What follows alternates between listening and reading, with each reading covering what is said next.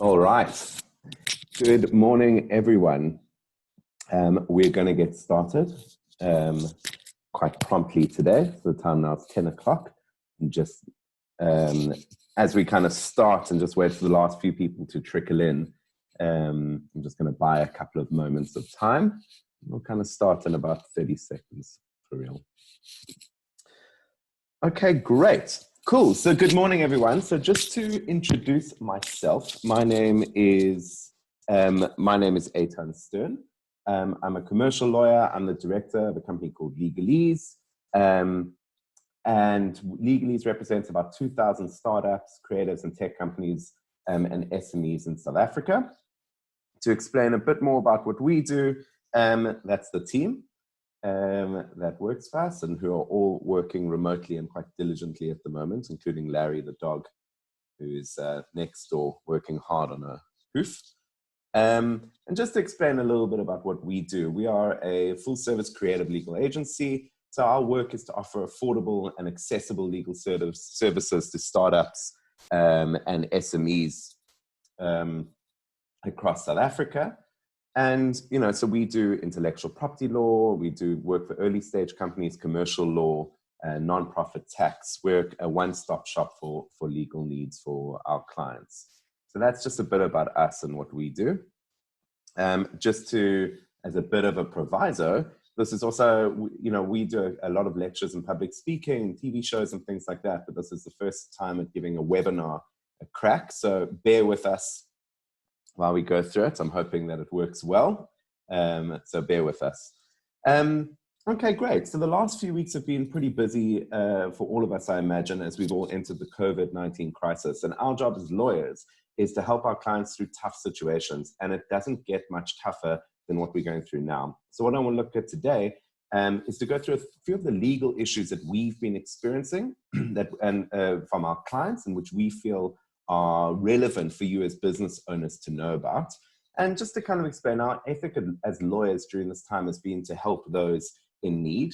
Now, we're not doctors, as our parents often remind us, but we do have some useful information. And what we thought we wanted to do is share this information for business owners and those that are kind of in the need for this information. A lot of people will be going to lawyers, but for those that are in rough financial patches and can't afford it, we hope this is going to be a great overview. A webinar like this is a little bit difficult to do, and I can explain why. Is that what we're trying to do is give an overview of the law, and there's going to be people here with different questions and different levels of understanding of the law. So I've got an idea of what we're going to do as an overview, but if there's anything more specific, we'll hopefully leave time for questions at the end, and you can always contact us. So as a brief overview, what we're going to be covering today in this workshop is, first of all, cancellations of bookings in terms of the Consumer Protection Act. We're also going to be looking at cancellations of contracts generally. We'll then take a specific look at commercial lease agreements, as that's been incredibly relevant for quite a number of our clients. And then lastly, we'll end off by looking at labor regulations and retrenchments. Not an easy topic, but we're going to dig into that a little bit. The fine print, we are lawyers, so just as a small proviso, you know, it's possible that we're not going to cover everything in this thing. Law is a massive topic, and I want to be done in about 45 minutes because everyone's quite busy. So it's very hard to give very specific legal advice in a webinar or through a lecture. Legal issues are very specific and particular to situations, while lectures are broad. So we're going to cover a few topics from a high-level point of view, but if you have questions, get in touch with us, or we'll try to deal with some of the questions at the end. Okay, great. Let's dig in. So firstly, we're going to kick things off with a question that's relevant to many of us, and that's cancellations of bookings. So just to set the situation, let's say you've made an advanced booking, such as a flight, or you've booked a hotel reservation, and now due to the COVID-19 crisis, you can no longer use that reservation, either because you don't want to, or you're forced by law not to use it. So you're not able to get on a flight, or you're not able to take up that booking. Many people are in this situation. Some people are in the situation as the booker or the customer, and some people are in the situation as the bookie or the retailer. So let's turn over to the Consumer Protection Act. And I want to point out Section 17 of the Consumer Protection Act. And this deals with the consumer's rights to cancel reservations or orders. Now, this is starting to sound like a bit like a legal lecture. So bear with us. We're going to try, this is kind of in-depth stuff and requires us to understand a bit about the law. So I'm going to try to explain it quite clearly, but bear with me. So the first thing to understand is Section 17 of the Consumer Protection Act. Now, before we get into Section 17 and what it says, there's three things to know about Section 17, or three provisos. Firstly, and very crucially, the Consumer Protection Act is only available to individuals or companies with a turnover or asset value of under 2 million rand. And this threshold is created to provide the CPA's protection to the most vulnerable. Bigger companies with higher turnovers should be able to take care of themselves without resorting to consumer protection regulations. So that's the first thing. You need to figure out if the Consumer Protection Act applies to you. Secondly, the allowance for cancellations and refunds does not apply to franchise agreements or transactions for special order goods. So where a consumer has specifically asked a retailer to order something for them, maybe a pair of shoes or some electronic goods, where something's been specifically ordered, then it's not going to apply. And then lastly, the Consumer Protection Act applies to all transactions happening within South Africa or for transactions based in South Africa or for South African companies. So it's not going to work for a foreign company, but if that foreign company is transacting in South Africa, then it is going to apply. So those are the three provisos. So how does Section 17 actually work? Well, the consumer has the right to cancel an advance booking or reservation for any order or goods or services that's been made. So this means that a service provider cannot stop a consumer from canceling a booking or reservation. So you have to allow them to cancel. But just because a consumer has the right to cancel does not mean that the seller's got no protections at all. So the Consumer Protection Act allows cancellations, but the Consumer Protection Act also allows the seller to require payment of a reasonable deposit in advance and may impose a reasonable charge for cancellation, so a cancellation fee. So what does that mean? It means the consumer can cancel, but the seller can charge a reasonable deposit as well as a reasonable cancellation fee. So then the question then becomes, well, what does this reasonableness thing mean? And that is a fantastic question. And reasonableness is an extremely difficult thing to answer in the law. The idea of reasonableness comes up a lot in the law. And in this instance, we're looking at it in terms of consumer protection. The courts have also been asked to decide on reasonableness when deciding on someone's conduct in a murder trial. So reasonableness is a bit of a slippery fish, but it's a very important thing in our law. So with the Consumer Protection Act, with cancellations, in deciding reasonableness, the courts look at a few factors. They look at the nature of the goods or services that were booked. They look at the length of notice of cancellation. They look at the reasonable potential for the service, for the booking to be replaced by someone else. And they look at the general industry practices. Those are the things that are quite important to know. So that's the law, but how would it apply in this COVID-19 crisis? So if you've booked something, either a good or service, and you're not able to attend because of the corona crisis, then the Consumer Protection Act applies to you, so long as you're not over the threshold, and you can claim protection and cancellation under Section 17, but the seller can hold on to your deposit and charge a reasonable cancellation penalty. Exactly how much will that penalty be? Well, that's up to the specific industry in question. In theory, the penalty could be even as high as 100% of the costs, but the seller would have to substantiate this by showing that they can't return the money for some reason. So maybe they've already incurred expenses themselves, or they're unable to cancel the booking for any other reason. It's also really important to note is that for some industries, cancellation fees are set by industry bodies. So for example, and quite relevant, in the medical industry, cancellation fees and the procedures around that are set by the HPCSA's ethics guidelines. So really important to check that out.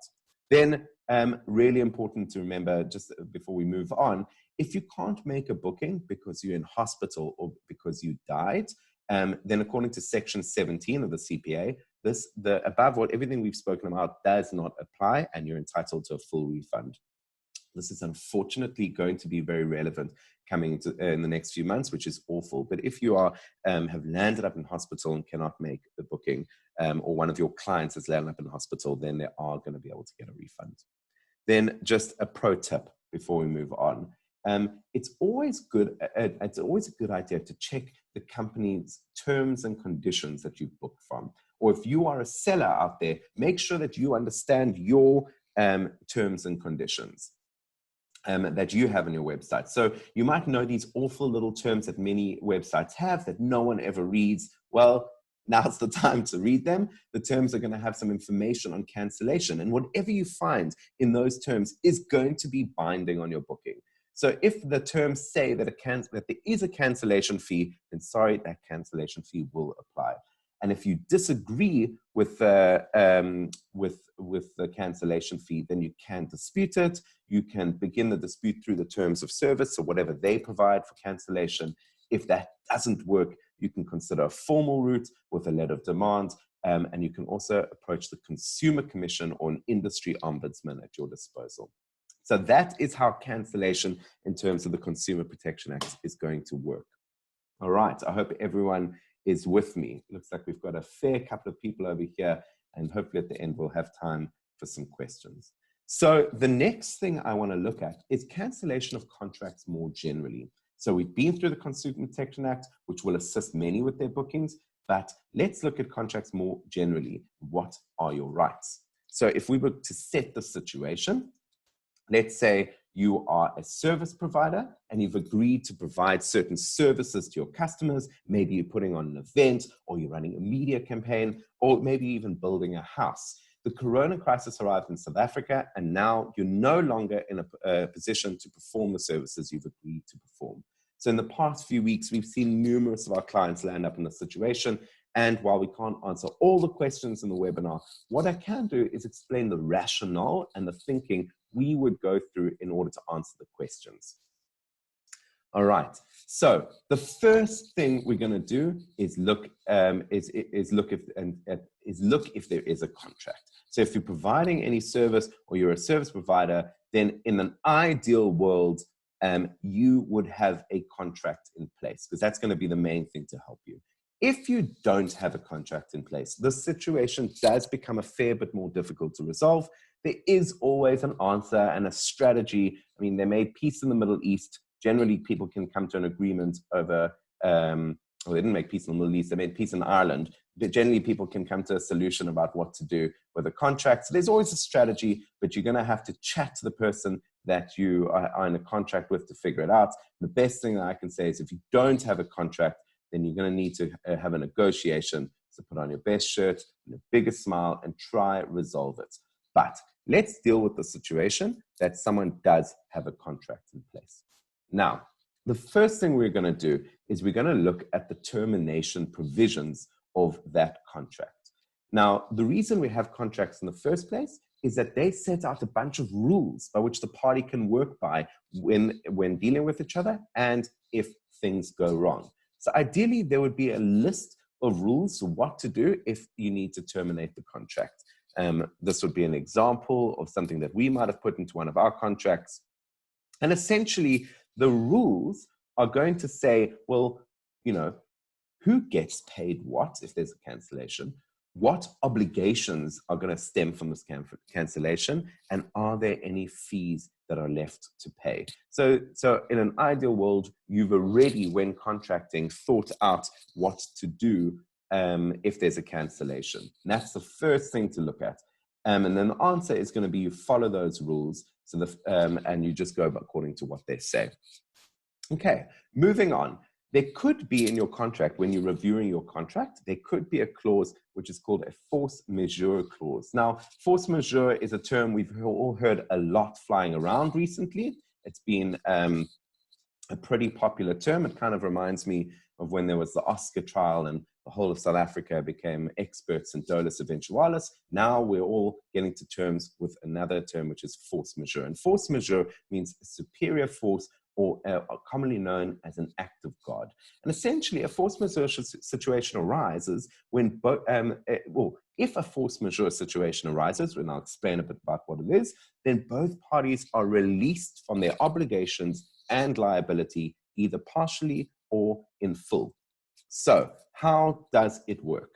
Firstly, you need to ensure that your contract has a force majeure clause. And if you're watching this and you're unsure if you have one in your contract, now's the time to go check your contract. Well, not now, but when we end this. Next, the clause will essentially say, if a force majeure event occurs, and a force majeure event is going to be something which is outside of everyone's control, and if this event occurs and it makes it impossible for you to perform under the contract, then both parties will be released from the contract. Now, over the years, lawyers have gotten smart and they've added things to these force majeure. So a force majeure would be an act of God. It would be a hurricane or a flood or something which is completely outside of everyone's control. But over the years, that's even been led to include delayed flights, workers' strikes, or even load shedding. Often is put in under a force majeure clause, and force majeure clauses are often quite heavily negotiated. So it's really important if you've got one there in your contract to know what it says. And one would hope that in the list of things mentioned in the force majeure clause, it would say disease or some sort of a pandemic. But at this point, we can kind of assume that this corona crisis is often considered a force majeure event. So what happens is that once invoked, if you want to get out of the contract, you can invoke that force majeure clause if you have it there, and both parties are released from their obligations, either wholly or partially. Now, then the question, so my next question is, well, are all force majeure clauses effective? The answer would be no. That would be way too simple. Just because the clause is there, it doesn't mean it's effective. So the enforceability, and this is going to get a little bit technical, but I know that we do have some lawyers joining us today. So the enforceability of a force majeure clause is dependent on an objective test of, you guessed it, reasonableness. So essentially, just to kind of simplify that, you need to ask 3 questions to see if you can rely on your force majeure provisions to terminate a contract. Firstly, was the force majeure event foreseeable or unforeseeable at the time when the parties concluded the agreement? Secondly, was the force majeure event unavoidable? And thirdly, is the force majeure event objectively impossible to overcome? So if the answer to all 3 of those questions is yes, then essentially there is a link between the force majeure event and your inability to cancel the contract. So then your inability to perform under the contract. So therefore, you are allowed to cancel under that provision. Now, what's important to remember is that a force majeure doesn't allow termination when performance is difficult. It allows termination when performance is impossible. And we can kind of assume that's happened now. So how does this relate to the corona crisis? Well, as soon as the corona crisis got declared a national disaster, and as soon as we went into lockdown, performance of many people's contractual obligations became impossible. So things like buildings, going to concerts, research studies, or pretty much anything which required you to not be social distancing became impossible. So if you are in this situation, then you could cancel. With the force majeure provision. But what's kind of important to remember is that this probably won't go down without a fight with whoever you're in the contract with. So if you're going to go down the route, and it does look like it's going to be a fight, I do recommend getting legal advice around it. Then lastly, what if my contract doesn't have a force majeure clause in it? Should you be adding it? My feeling is definitely so. As we've seen, these sorts of things often go into contracts, and for 99% of the situations, they're not relevant, but it takes just one instance for it to be relevant, and it's going to be worth it. One thing that I missed, which I'm just going to go back through, is what if you don't have a force majeure clause in your contract? Now, this also gets a little bit technical. Contract law has a doctrine called the doctrine of supervening impossibility. So if it becomes impossible, either factually impossible or factually impossible to perform under the agreement, and you don't have a force majeure clause in your contract, you might still be able to cancel. But again, it probably is going to lead to a fight. So I would recommend getting legal advice. So that is about it with force majeure. It's a little bit complex, but in general, look if you've got a force majeure clause in your contract. If you've got one, the hope is that the corona situation is covered by that, and then you are able to get out of your obligations in the contract, either partially or in full. Right. Now we are moving on. And what we're going to move on to is other contractual remedies. So still focusing on contracts, we've looked at force majeure of the contract. The last thing which I would do when reviewing the contract is to review the rest of the agreement. Look what else is there. Now, it's going to be impossible to cover this in too much detail. You'd need about a couple of years of law school as a minimum. But the idea here is that all clauses in a contract are relevant to that agreement. So when reviewing your contract, and if you're looking to cancel, there could be something in there that could allow you to cancel, or that can allow the other person to cancel. And that could be your breach provisions, the duration, the obligations, sureties, etc. So if it's important to you to cancel your agreement, then I definitely would review it in detail or consult a lawyer to get legal advice around that. All right, moving on. So the next thing I want to discuss is commercial lease agreements. And unfortunately, this has become extremely relevant because we're stuck in our homes. People can't go to their offices or their shops or their venues or whatever else it is. So a lot of people are looking to get out of their leases. All right. So just before we dig into that, we're only going to be looking at commercial leases here. Why is that? Well, rental housing leases are a little bit more complex because people have rental housing rights, and we've got the Rental Housing Act.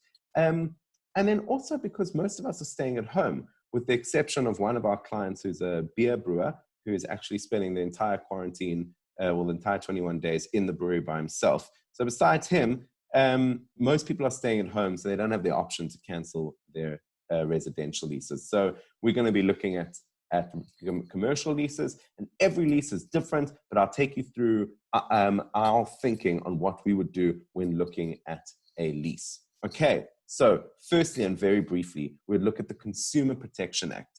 Now, Section 14 of the Consumer Protection Act deals with renewals of fixed-term agreements. Now, before we dig too deep into this, one major proviso to keep in mind: this does not apply to agreements between juristic entities. So if you're a business renting from another business, this won't apply. But if you're a personal individual renting from a business, then you could give 20 days notice and you could cancel your lease. But again, the consumer will be liable for any expenses up to the date of cancellation, and there could be a reasonable cancellation fee. All right. So now we've looked at the Consumer Protection Act, and that's not going to be relevant to too many of us. So what's the next step? Well, the next step is that if the CPA doesn't apply, then you want to go through the lease in great detail. And again, we can't review every lease, but we're going to look at it from a high-level point of view, and these are the things which we would consider. The first thing I'd look at would be the lease term. So leases are generally a fixed term, so we need to understand when it's going to cancel. Maybe you're going to find yourself lucky and able to cancel quite soon if you need to. The next thing we'd look at, once again, are the termination provisions. And this is, many leases are going to include some terms by which people can cancel. And if that's in your lease, then brilliant, you're sitting good. There's also, you might also find what we call waiver provisions and a waiver clause. And this might say something along the lines of, if your landlord does give you a reduction in your rental or payment holiday, then that landlord is not releasing you in full from your obligations to pay. You might also find a non-variation clause. So if your landlord does allow you to reduce your rent, then it's crucial to get that in writing, not over the phone, or an email. You're going to need that in writing and as an amendment to your contract. And this is because the non-variation clause, which might be in there, is not going to allow the parties to be bound by anything which hasn't been reduced to writing.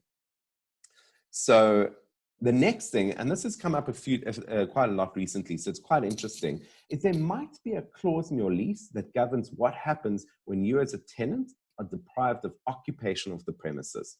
So you may be allowed, if you are denied occupation of the premises, then you may be allowed to ask for a reduction in your rental, because if you cannot enjoy the property, then you should get a reduction. Now, this is a bit of creative legal thinking, and a clause like this is not exactly meant to apply when we're in a state of disaster and when no one is allowed to go to their shops, but it's worth considering it, and certainly worth bringing that up with your landlord. If you're not able to enjoy the property, then you should be able to get a reduction in your rental. And then, as discussed previously, we have the rules of supervening impossibility. It could be argued that if the law prevents you from going to your property, then the lease should be void and both parties should be able to be released from it.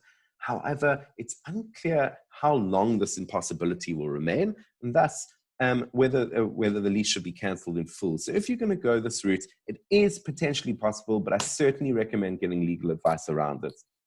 And then the biggest point to mention here is around negotiation. Now, all deals are open to negotiation. Landlords and tenants have to come to the party to find a middle ground. Landlords don't want their tenants to go out of business, and because if they do, they won't be able to fill their premises, and tenants don't want their landlords to be foreclosed upon. And because if they do, then they'll lose their shops. So what we say is that both parties have to come to the party a little bit and find a middle ground, something which is going to let both the landlord and the tenant survive this really awful crisis that we're going through. And the last thing just to mention is that it is possible in the coming weeks that we might see some government guidelines. Everyone's going through the same thing over here, so we're hoping to see some government guidelines around what to do with commercial leases. And if we do, hopefully that is going to resolve a lot of the situations that we're looking at. All right. I hope everyone is still there and enjoying it and focused. I'm just going to have a quick sip of water. This is a lot of talking for one session. Webinars, I imagine, are going to be a thing which is going to be here to stay.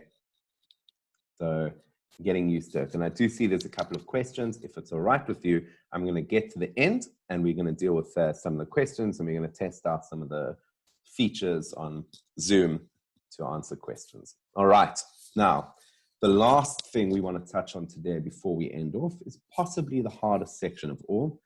Not necessarily from a legal point of view, but from a human point of view. Obviously, the toughest aspect of an economic downturn is that jobs are going to be lost.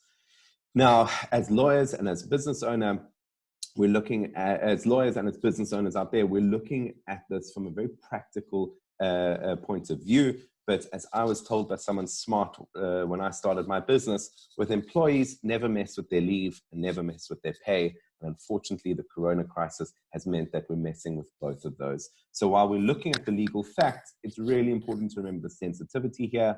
Again, we're going to be taking an overview of this, and labor law is very procedural driven. So with labor law, it's often the details that matter. So just bear this in mind. This is an introduction. If you're going to put any of this into play, it's definitely worth consulting with a labor lawyer or a labor expert before you do that. And also, obviously, we're going to deal with some sensitivity. So as a starting point, before we dig in, labor law is always a balance in South Africa. We've got a history of unfair labor practices in this country. So labor law is always a balance between a company's ability to function and grow and the rights of the employee to fair dealings and a fair situation with their employer. So everything that we're going to see with the labor regulations is going to be reflecting that balance. And that's often the balance that we're all dealing with today, and something which everyone here has to keep in mind. So the first thing to look at briefly is safe working environment. So in South Africa, we have the Occupational Health and Safety Act, which states that employers need to ensure that their employees have a safe working environment. Now, when the corona crisis started, this was an obligation, as many employers needed to ensure that the workspaces were clean and healthy, and everyone was buying hand sanitizer and wet wipes. Obviously, it didn't stop the spread of the virus, so we've kind of moved on from that. So what we're going to do from that is move on to remote work. So we tried to set up safe working environments in our offices. Didn't quite work because the virus was stronger than that. So now we've gone to remote work. So now everyone who's able to work from home has been told to work from home. So what's crucial to know here is that as the workplace changes, so do the rules of employment. So just like you can have a work policy when you go into the office, which can cover working hours, your dress code, leave policies, etc. You can also have a remote work policy when working from home. And this can, again, it can cover working hours. It can cover daily meetings. It can cover dress codes or specifications for your workstations. It can cover expense claims that employees can put through the companies if they need to buy data or phone credits. And it can cover anything else that you need in order to ensure that your business runs and that your employees work safely and healthy from home. So you are able to put a policy in place, and this policy can become binding on your staff. What's important here to note is that you really should put together this policy. Employees are not expected to know how to work remotely and what you need to do in order to ensure the company runs. So it's definitely worth putting some thought around this. As an example, at Legalese, every morning starts with a compulsory meeting that the whole team has to be on video chat, and that's what we've put in place to ensure that the team keeps in touch. So think about it with your company and worth looking at it. Okay, now, not all employees are going to be able to work remotely. So for example, a shop assistant can't take their job home. So the Basic Conditions of Employment Act allows all employees a certain amount of leave days per year.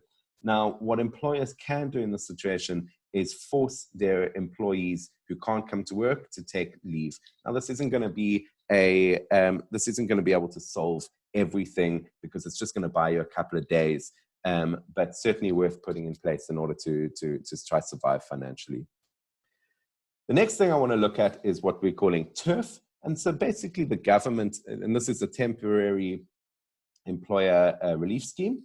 And basically the government has set up a couple of funds and schemes that companies are able to dig into in order to kind of get them through this crisis in order to pay their fees.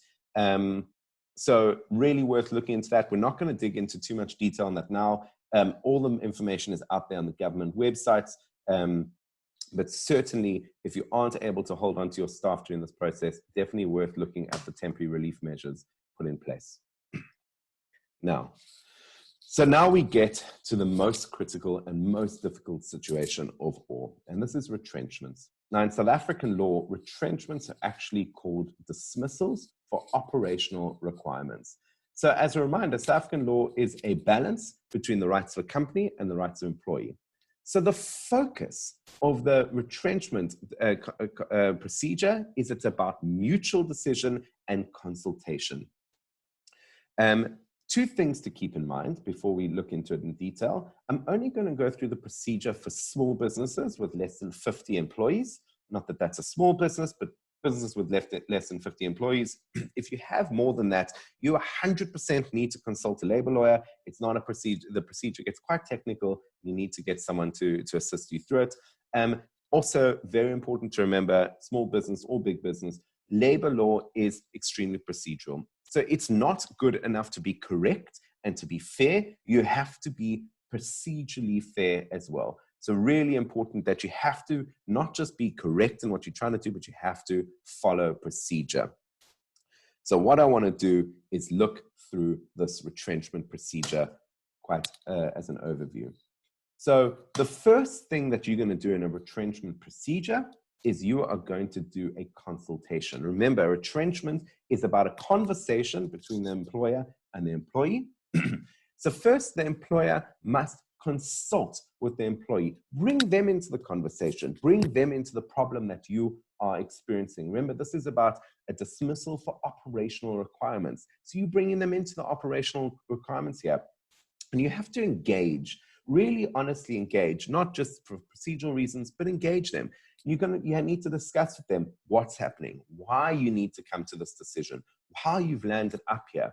You need to discuss how you can avoid dismissing this person. You need to discuss how you can minimize the number of employees that are going to be dismissed. You need to chat about the timing of the dismissal, and you need to look at how you can mitigate the adverse effects. So maybe you could look at putting the person onto part-time, or changing their salary, or maybe putting them onto contract work. So you got to honestly discuss how you are going to avoid this being a really awful situation all around.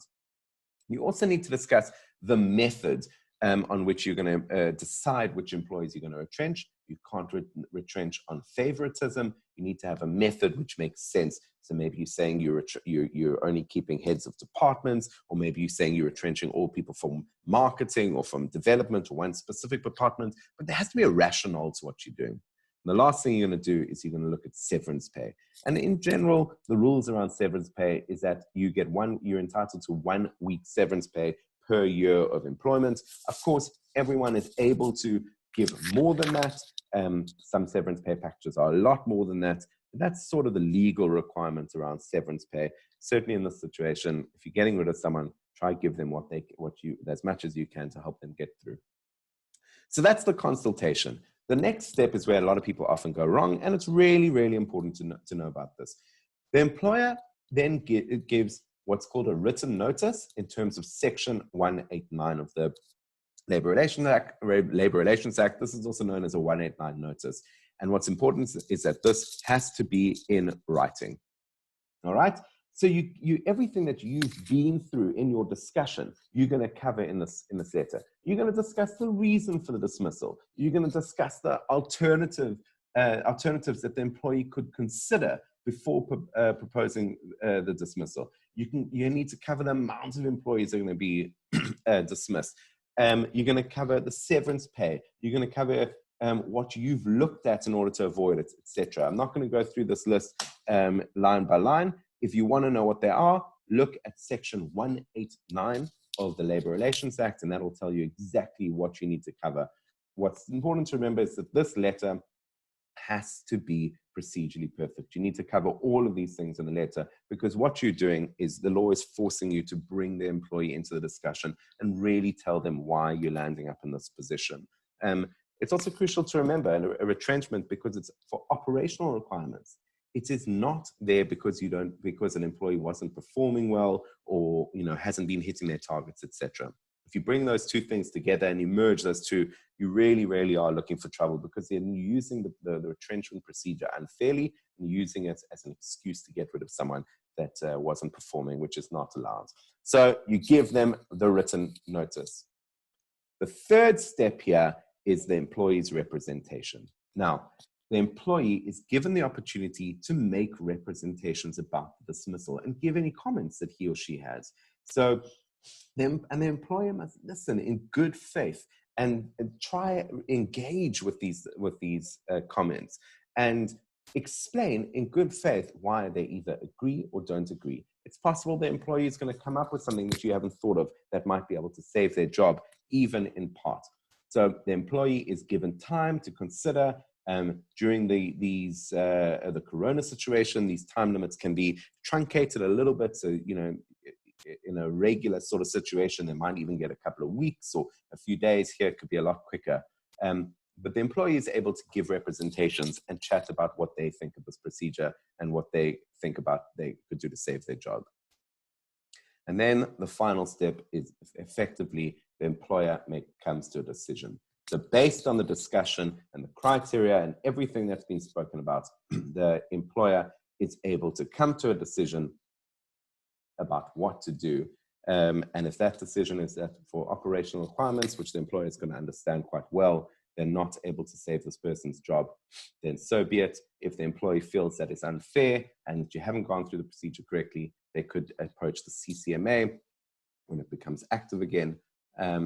But hopefully, if you've been through the procedure in good faith and followed it step by step, you will have nothing to worry about. So that's about it. In closing, I just want to say one thing. I'm an entrepreneur and a pretty positive guy. I got into working with startups because I like to see people grow their businesses. And I like the idea of people taking big swings at their work and at their passions to get things right. Now, the content of today's workshop has been about taking a step backwards and being defensive. And it's a shame. We're dealing with this all around as business owners, and it's just something which we have to do right now. So instead of looking at how we can build things, which is why we got it, well, certainly why I said Legalese got into being lawyers, we like to deal with what people can do to be constructive and build. Right now, we're helping people to wind down a little bit and be on the back foot. But I want to say that necessity is the mother of ingenuity.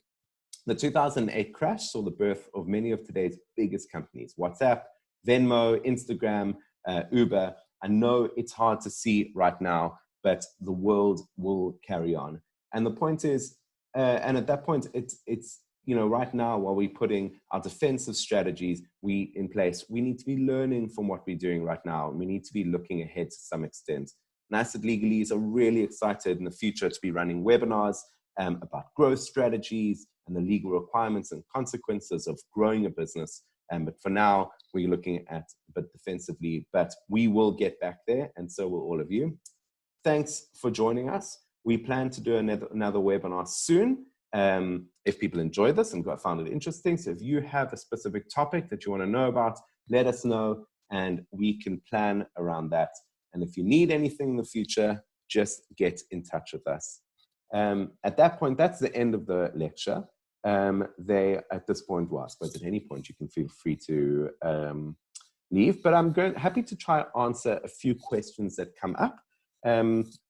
I suppose I'm going to go through the questions that are asked in the question and answer thing. But if anyone has a point around, wants to kind of say it out loud, I can also activate your microphone. So the one question we have here, if your income, the other thing, just as a proviso, I'm a commercial lawyer. While we understand law in general, a lot of the stuff can be quite specific. So I'll do my best to answer. If it's around labor or compliance, it's possible I might not know the answer offhand. But we can get the expert from the Legalese team to get back to you on that if I don't know the answer. So the first question, if your income decreases, can you cut the salary and can EE claim difference from UIF? I suppose that it can you cut salaries and can the employee claim the difference from UIF? So the UIF fund is there for employees that get retrenched and are able to claim a benefit, so part of every paycheck that you pay out, hopefully, you've been paying a portion to the UIF, which is the Unemployment Insurance Fund. So the question, and what that fund does is that fund is there it kicks in when people lose their job and they're able to claim a portion of their salary. So if you decrease your employee's salary, can you claim the difference from the UIF fund? I don't think you can, but I'm not 100% certain.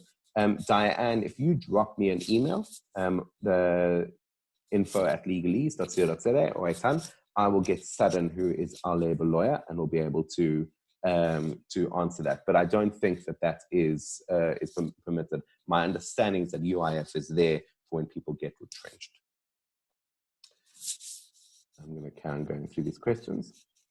Will the recording be available for download? Yes, it certainly will, provided that we've done everything correctly in our Zoom settings, which I hope we have done. Will the slides be made available afterwards? Sure, we'll put them on our website. We're planning to launch a very specific section of our website dedicated only to legal resources around Corona, and we will have those up there as well as the session next week. If you've applied for temporary layoffs for staff and cleaning for UIF payments, then you have the chance to do an essential service. Then you have the chance to do an essential service delivery. Will doing that affect UIF that you have already claimed? I'm not sure I fully understand that, or I'm not seeing the connection between the two. If you if you've already put people onto UIF, my understanding of UIF is that this is for someone who's been retrenched. If you are then going to go back to paying the person, then they should get off UIF because you are then able to pay them. So the UIF fund, like everything, is limited. So it should be there for people that have lost their work. So no, if you are going to be paying them again, then they would need to come off UIF. Adam Chaskelson, I hope that that answers your question. If it doesn't, again, drop me an email, and Sudden, our labor lawyer, is going to be able to get back to you on that. The labor questions can be quite technical and very specific. So let's get a very specific answer for you. Adam Chaskelson. Hope is related to the great Chaskelson, Jay. Thank you, it does. Well, that's great. Any other questions?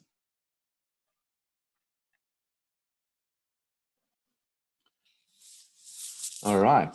Thank you for the great lecture. Really appreciate it. Oh, that's lovely to hear.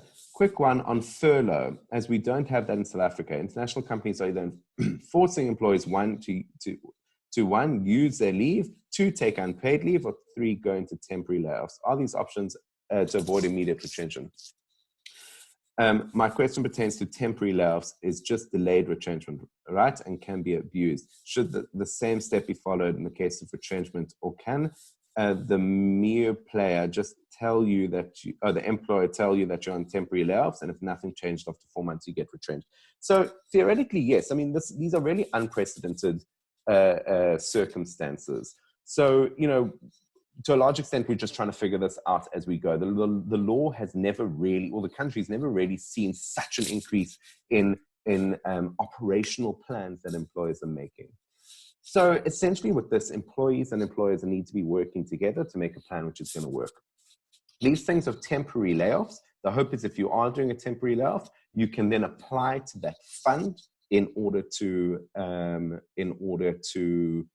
get some of the salary paid. But a temporary layoff is going to, we don't really have furloughs in this country, as you point out. So a temporary layoff is going to be a retrenchment, but part of that retrenchment will be, or part of the agreement that you have with your employees is going to be when the company switches back on, you will switch back on.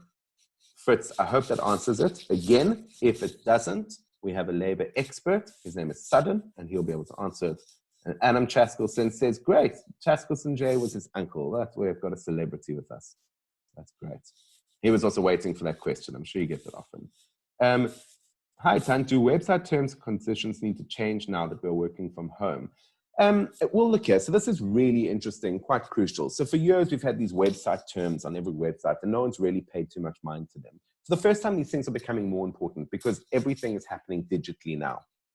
So the digital terms and conditions are affecting the way that we do our business. So as an example, with Zoom, suddenly as our entire businesses and our very confidential information, our clients' information, our interactions are all happening on a platform hosted by a Silicon Valley company, yes, we need to understand what the terms and conditions for Zoom are. We need to understand if it's private. We need to understand if people can join. We need to understand what they're doing with our content. It has suddenly become relevant. If you are a company that offers some sort of a service, that the fact that your employees is working from home is going to have an effect on that service, I definitely recommend that you look at your terms and conditions and make sure that that's affected. So as an example, maybe you're an essential service that's able to do some sort of deliveries at the moment, and now this corona crisis has meant that there's going to be delays in deliveries.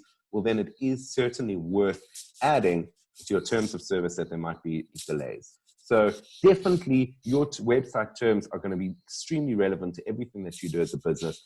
If you've copied and pasted yours and you're unsure what it says, I really don't, I think it's time to start looking at it in a bit of detail and to really make sure that they suit you, because our businesses are going online. I hope that answers it, Adam. Sorry, Anonymous. If it doesn't, we will put you in touch with Thomas Reisenberger, who is our regulations lawyer, can answer anything in terms of anything that you need to in terms of website terms. There's a website terms and data and privacy expert.